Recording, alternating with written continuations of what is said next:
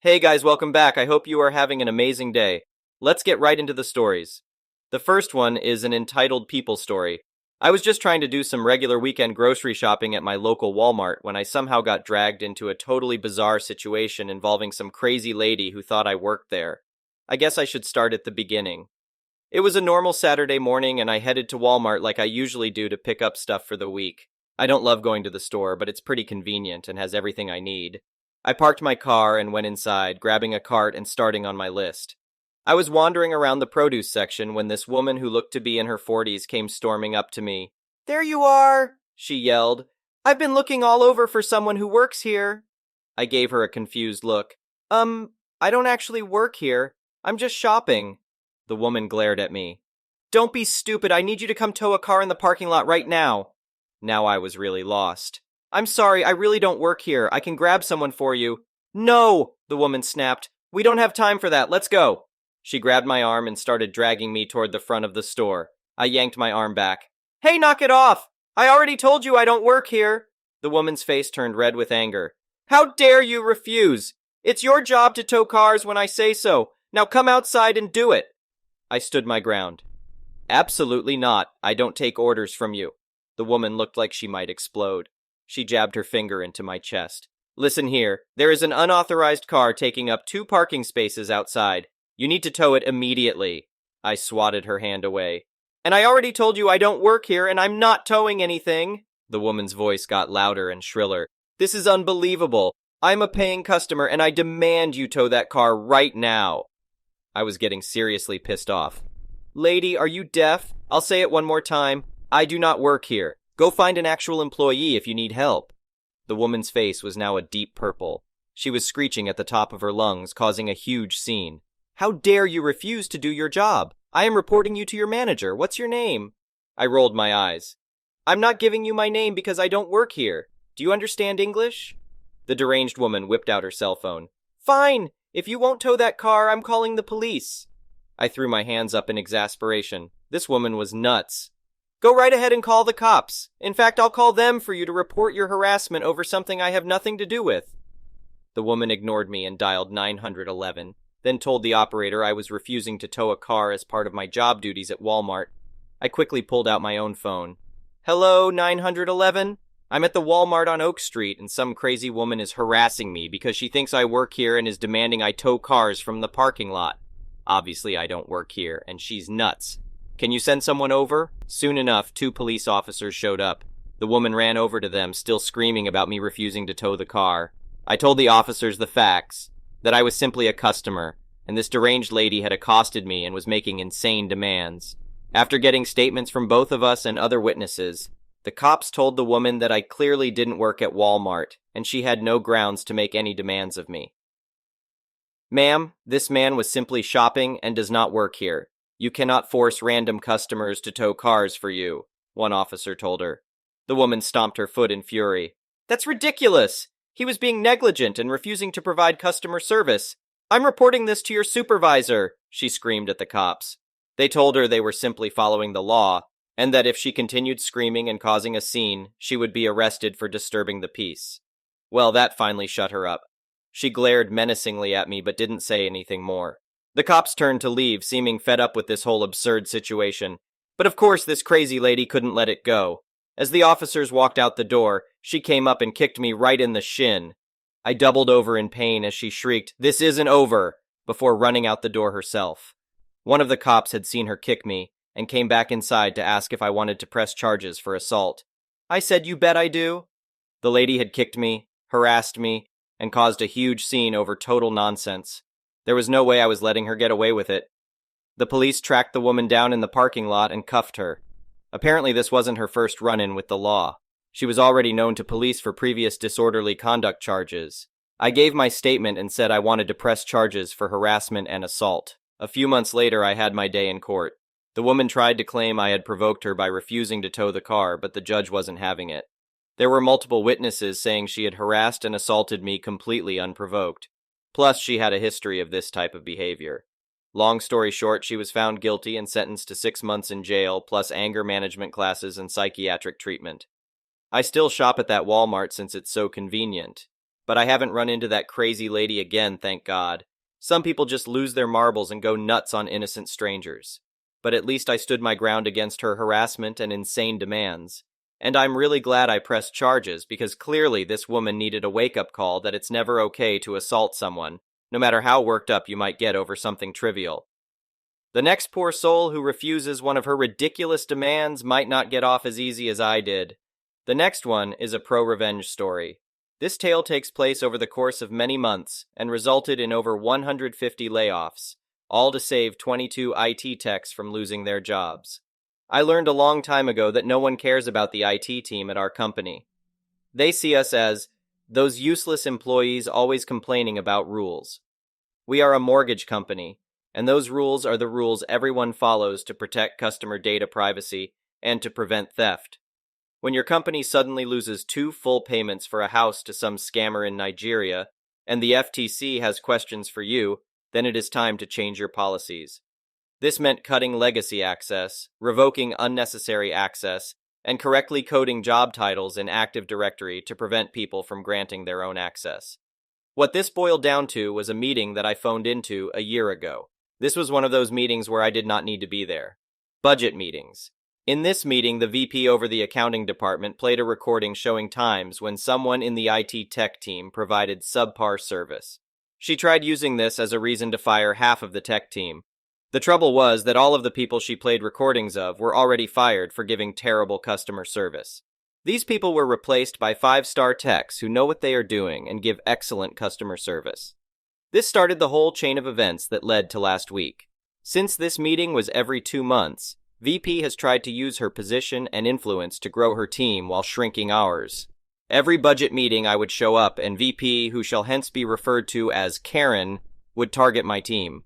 I would pull out the numbers and logs showing how my team received a little over 3/4 of that team's call volume.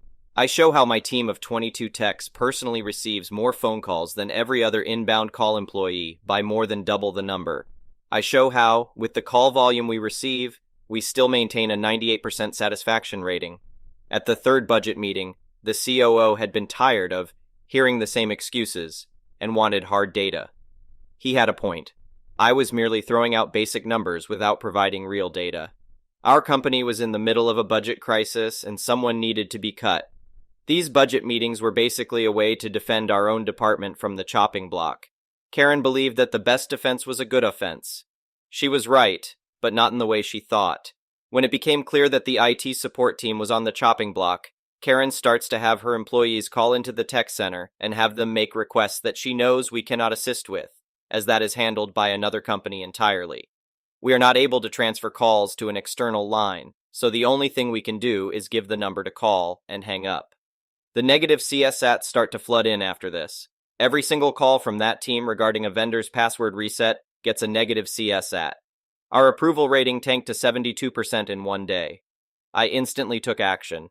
First, I contact a few of the users on recorded calls and ask them why they called the IT tech team when they know we are not capable of resetting the vendor's password. She replied that she was told it was policy to do that now. I asked why she left a negative satisfaction rating, and she said that those no longer count against the employee, that those are only used for macro metrics. I walked over to Karen's office and walked in. Karen, why are you having your team call mine to reset the vendor's password? Karen looked confused and stated that she did no such thing. She said she would talk to her team and make sure that they call the correct number in the future. The calls did not stop. Now a few of her team were calling in with personal machines that were not an asset of our company. They were wanting things done which would violate license agreements with Microsoft or Dell. Each of these were refused, and each of these were leaving negative CSAT. It became clear that Karen was trying to tank our stats before the next budget meeting. I let my boss know, and he just gives me a sly smile. The leash is off. Sick her. This is an inside joke between us, as I am someone who is very detail-oriented when I am focused. When you try and get my team fired because you want to grow your useless team, I am very focused on you now. The first thing I do is enable call recording for every corporate employee to not arouse her suspicions. Her team did not have call recording enabled because her team handles CDP on a daily basis. I pull a live call and listen in. This is employee with our company. May I have your account number or your name? The customer gives the name. Okay, I have your account pulled up. Are you wanting to make a payment? Customer says yes. Are you authorizing me to go ahead and make the withdrawal from the bank account we have on file? The customer agrees. Okay, the payment is processing. You will be notified in X days when it is complete. Your next due date is this date. The customer thanks her, and he hangs up. The entire phone call was 122. A short phone call, so I listen to another. Similar situation. I listen to another and get the same thing. I start seeing a pattern here, so I go through the rapidly building log and see that all of the phone calls are usually less than 1 minute and 20 seconds long. It takes well over an hour before an anomaly occurs, and I see a 5-minute phone call. The customer needed an extension, and the employee was authorized to give her a 30-day extension to avoid a late fee if she would make a double payment next month. The person on the phone agreed. At this point, I also turn on the CSAT for her team only. I expected a largely similar rating as my team. I was not prepared for the nearly instant 50% rating that steadily dropped. My boss comes over to my desk as he was getting the email notifications for the sub 75% CSAT rating and was flabbergasted at the sheer volume of negative reports. It's now clear that there is no choice but to examine this further. I assign 4 people to review the negative calls from the other team and have them all. The amount of employees being downright rude to customers, not other employees but paying customers, over the phone was shocking. The negative tones in their voice, the unwillingness to fully answer questions, the extreme lack of empathy, and the shocking lack of the mute button use was too much. Then came another shocker. The number of customer-facing employees was ridiculous. 152 employees to handle roughly 30% more calls than my team of 22. I call the CIO. CIO, what have you got for me? Me, I have something for you. It's incredibly evil, depressingly accurate, and can probably save the company a ridiculous amount of money. CIO, you know this is the second time you have said those exact words to me, right? Me, yep, but there is something I need to know first. I am not currently authorized to know it, and I need to request it in a way that would not set off any red flags. CIO, what is that? Me, the starting pay scale for all account employees. CIO, tell me your plan. The next budget meeting was not a budget meeting, it was an IT tech defend yourself meeting. The COO directed it and let Karen speak first. Karen pulled out the same stuff as before, calls upon calls to our group that were cherry-picked, as well as listing off dead zone times when we had people working but no one calling in, then went on about how they could cut our group in half and hire more account employees to reduce the workload. Instead of defending myself or my department, I played 4 of the short call recordings from Karen's department. I then pulled up the Excel sheet that was color-coded showing how many phone calls each account rep received and the length of time they were on each call, and the customer satisfaction rating. I explained the lack of high CSAT with my own little recording I like to call a fail-tage. It's a montage of fail, and her team were the stars. Before you ask, I did put music to it. The recording starts off with an employee saying, "Yeah, I guess I can take your payment." Then goes straight into one where a customer accidentally gave the wrong bank account info and said, "Don't use that one." The rep responded with, "Christ, what is the actual account number?" It only got worse from there. This group was unmanaged for so long they were filled with rude and useless employees. I then showed them a side-by-side comparison of each tech who received a call. I showed how my techs were receiving more than 4 times the number of calls per rep than her team was getting per day. I showed how we all were on the phone for well over 7 times the amount of time her team was on the phone for, and I demonstrated how each tech had double or triple the satisfaction rating over all of her group. Half the room that was uninterested in the conversation were suddenly interested when I closed out my presentation. In short, I saw no reason to defend the IT team today as I have successfully done so in every prior meeting. Since the last meeting, however, Karen has crossed the line and has had her team call mine in regards to things we have no access to. I played the recording of me calling her minion. As you can see here, she directed her team to call mine and to leave bad satisfaction ratings on my guys because of it. I have since deleted those CSATs as they serve no purpose whatsoever. I then pulled out my next flowchart. This is the monthly expense taken from the last 9 meetings that our company spends on IT and servicing departments. I look at the COO who was looking at me intently. Before today, I was on the defensive as I saw no reason to attack another group. But it is clear to me now that my team has a target on its back. That is why I now show you this. It was a graph showing the starting pay scale for each IT and servicing employee code as well as their average daily workflow. There was one glaring anomaly on this list. The account department had the highest starting pay scale with the least amount of work. So basically, in layman's terms, the account department can be reduced to 1/10 of its current size, and we can reduce the pay scale to a little over 1/2, as this department requires very little in the way of problem solving and critical thinking. I saw a few raised eyebrows as well as one impressed smile from the CIO. The COO ushers everyone out of the room except for me, my direct supervisor, and the CIO. He looked at me and said, "Continue. Further, we can cut this department entirely and outsource them instead of IT. Since this group merely takes payments and sometimes allows extensions, we do not have to worry too much about technical ability. Outside of simply using Windows, we can hire high schoolers if we wanted to." This got a laugh from the CIO. Karen was staring through the window with this smug grin on her face the entire time. Now for my final bit for this meeting, I'm going to play 2 cherry-picked phone calls. These are the 2 most technical phone calls I could find from the last month for both departments.